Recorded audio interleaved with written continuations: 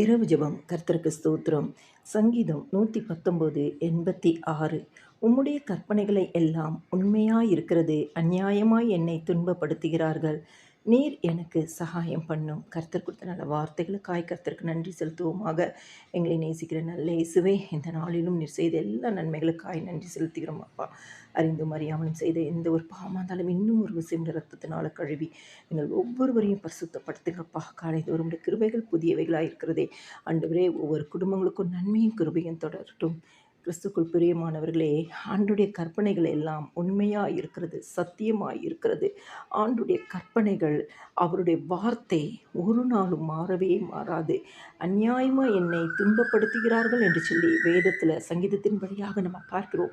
இன்றைக்கி நம்மளுடைய வாழ்க்கையில் எத்தனையோ துன்பத்தின் காரியங்களை நாம் சகித்து கொண்டு வருகிறோம், எத்தனையோ துன்பத்தின் காரியங்களை கடந்து கொண்டு வருகிறோம். இந்த நேரத்தில் ஆண்டுடைய சமூகத்தில் நீங்கள் சொல்ல வேண்டியது ஒன்றே ஒன்று தான்.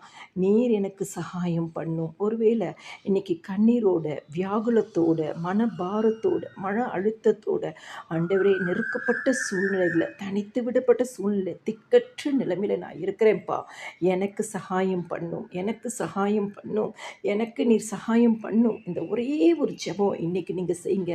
இன்னைக்கு நம்முடைய ஆண்டவராகிய இயேசு கிறிஸ்து எந்த துன்பத்தின் பாதையில் நீங்கள் நடந்து போனாலும் இன்னைக்கு அவருடைய வேதம் சத்தியமாக இருக்கிறது, உண்மையாக இருக்கிறது. அவருடைய வார்த்தையின்படியே இந்த நாள் உங்களுக்கு சகாயத்தை அனுப்புவார். வானத்தையும் பூமியும் உண்டாக்கின கர்த்தரிடத்திலிருந்து இந்த நாள் உங்களுக்கு சகாயம் வரும். ஆண்டவர்கிட்ட சொல்ல வேண்டிய ஒரே ஒரு வார்த்தை, எனக்கு சகாயம் பண்ணும். எல்லா துதிகளும் மகிமையும் என் ஆண்டவராக இயேசு கிறிஸ்து ஒருவருக்கே செலுத்துகிறேன். ஆமேன்.